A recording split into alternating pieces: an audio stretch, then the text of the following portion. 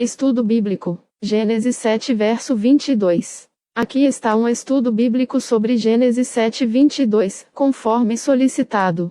Introdução. Gênesis 7 narra a execução do juízo de Deus através do dilúvio, uma resposta direta à corrupção generalizada da humanidade. O capítulo detalha a obediência de Noé ao construir a arca, o recolhimento dos animais e, finalmente, a inundação catastrófica. O versículo 22, em particular, encapsula a totalidade da devastação, enfatizando que toda criatura que respirava e vivia na terra seca pereceu. Este versículo é crucial para compreender a extensão do juízo divino e a necessidade da salvação através da arca, simbolizando a graça de Deus em meio ao julgamento. Contexto histórico. O contexto histórico e cultural de Gênesis 7 é marcado pela crescente iniquidade da humanidade, descrita em Gênesis 6:5 como uma maldade que se multiplicava na terra. Essa depravação moral atingiu um ponto em que Deus determinou destruir toda a carne, exceto aqueles que encontraram graça aos seus olhos. Gênesis 6:8. A narrativa do dilúvio serve como um lembrete da seriedade do pecado e das consequências inevitáveis da desobediência a Deus. A descrição detalhada da entrada dos animais na arca, Gênesis 7, 2, 3, 8, 9, 14 ao 16, e da fonte das águas, Gênesis 7, 11, serve para destacar a natureza sobrenatural e abrangente do evento, sublinhando o poder e a soberania de Deus sobre a criação. A dimensão universal do dilúvio, que cobriu até os montes mais altos, Gênesis 7, 19 e 20, demonstra que nenhum lugar na terra escapou do juízo divino. Interpretação. Gênesis 7, 22, tudo o que tinha fôlego de espírito de vida em suas narinas, tudo o que havia em terra seca, morreu. Reflete a abrangência do juízo de Deus sobre o pecado. Teologicamente, este versículo demonstra a justiça de Deus, que não tolera a impiedade, e a seriedade das consequências do pecado. A frase fôlego de espírito de vida em suas narinas aponta para a essência da vida que Deus concedeu, Gênesis 2:7, e que agora é retirada. A morte de toda criatura que respirava destaca a corrupção total da criação por causa do pecado humano. Para os crentes contemporâneos, este versículo serve como um lembrete da importância da santidade e da necessidade de buscar a Deus em arrependimento. O dilúvio, embora um evento histórico, também prefigura o juízo final, onde toda a humanidade será julgada por suas ações. No entanto, assim como Noé encontrou graça aos olhos de Deus, os crentes encontram salvação em Jesus Cristo, que é a nossa arca de proteção contra a ira vindoura. A fé em Cristo nos liberta da condenação e nos oferece a vida eterna. A graça demonstrada a Noé e sua família prefigura a graça oferecida a todos que se refugiam em Cristo. Veja as referências. Romanos 6:23. Porque o salário do pecado é a morte, mas o dom gratuito de Deus é a vida eterna em Cristo Jesus, nosso Senhor. Este versículo do Novo Testamento ilumina Gênesis 7:22 ao explicar que a morte, tanto física quanto espiritual, é a consequência do pecado. Assim como o pecado da humanidade resultou na morte de toda criatura em Gênesis 7:22, Romanos 6:23 explica que o pecado individual leva à morte, a menos que a graça de Deus intervenha através de Jesus Cristo. Ambos os versículos enfatizam a seriedade do pecado e a necessidade de salvação. 2 Pedro 2:5. E não perdoou ao mundo antigo, mas guardou a Noé, pregoeiro da justiça, com mais 7 pessoas, ao trazer o dilúvio sobre o mundo dos ímpios. Este versículo do Novo Testamento complementa Gênesis 7:22 ao recordar o dilúvio como um exemplo do juízo divino sobre a impiedade. Pedro destaca que, embora Deus tenha julgado o mundo antigo, ele preservou Noé e sua família por causa de sua justiça.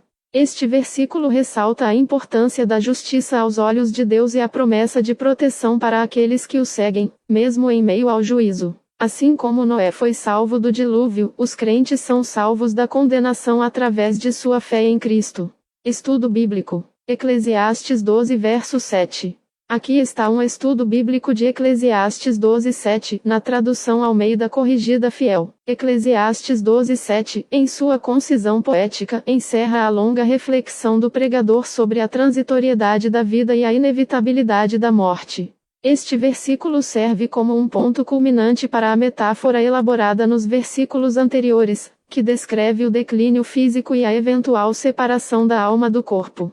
A significância deste verso reside em sua capacidade de sintetizar a condição humana diante da finitude, servindo como um lembrete pungente da nossa origem terrena e do nosso destino espiritual. Dentro do contexto do capítulo, que é uma exortação final para lembrar do Criador antes que os dias maus da velhice e da morte cheguem, o versículo 7 oferece a resolução para toda a alegoria. Marcando o momento em que a existência terrena se desfaz e o espírito retorna à sua fonte divina. O capítulo 12 de Eclesiastes, e em particular o versículo 7, está imerso em um contexto histórico e cultural que valorizava a sabedoria e a observação empírica da vida. A descrição vívida do envelhecimento e da morte, com imagens como guardas da casa tremendo, representando as mãos, homens fortes curvando-se, as pernas, e o cordão de prata rompendo, o corpo se desfazendo, reflete uma compreensão profunda e talvez melancólica da fragilidade humana. A menção ao pó que retorna à terra ecoa a narrativa da criação em Gênesis 2:7, onde Deus formou o homem do pó da terra e soprou nele o fôlego de vida. Essa conexão sublinha a natureza material e temporal da existência humana, sujeita à decomposição e ao retorno aos elementos primordiais. O pregador, ao longo do livro, tem explorado a vaidade, Evel, de buscar sentido e satisfação apenas nas coisas terrenas e efêmeras, e o versículo 7 oferece a conclusão natural dessa busca. A dissolução física e o retorno do espírito à sua origem divina. Sob uma interpretação teológica protestante e trinitária, Eclesiastes 12:7 reforça a doutrina da dualidade do ser humano, corpo e espírito, e a soberania de Deus sobre a vida e a morte. A frase "o pó volte à terra", como era, aponta para a natureza corpórea do ser humano, que, após a morte, retorna à matéria da qual foi formado, um processo natural e inevitável de decomposição. Isso não implica uma aniquilação total, mas sim uma separação temporária. A segunda parte, "e o espírito volte a Deus, que o deu", é crucial. Ela afirma a imortalidade do espírito e sua origem divina. O espírito não é uma parte autônoma do ser, mas um dom de Deus, que, ao fim da vida terrena, retorna à sua presença. Para os crentes contemporâneos, este versículo serve como um chamado à reflexão sobre a eternidade e a importância de viver uma vida que honre o Criador.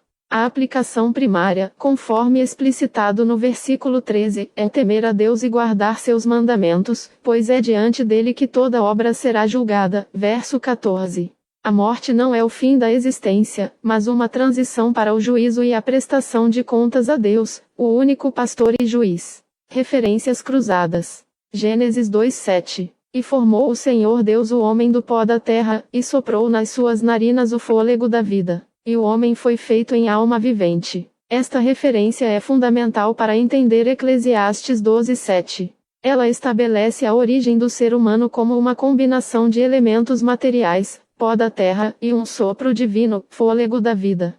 Assim como Deus deu o fôlego da vida que constitui o espírito, ele também tem o direito e o poder de recebê-lo de volta.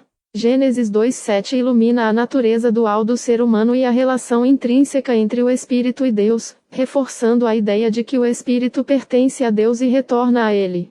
Lucas 23:46. E, clamando Jesus com grande voz, disse: Pai, em tuas mãos entrego o meu espírito. E, havendo dito isto, expirou. Este versículo, proferido por Jesus em sua crucificação, ecoa diretamente a verdade de Eclesiastes 12:7. Jesus, em sua humanidade, entrega conscientemente seu espírito de volta ao Pai. Isso demonstra a confiança na soberania de Deus sobre o espírito e a crença em um destino além da morte terrena.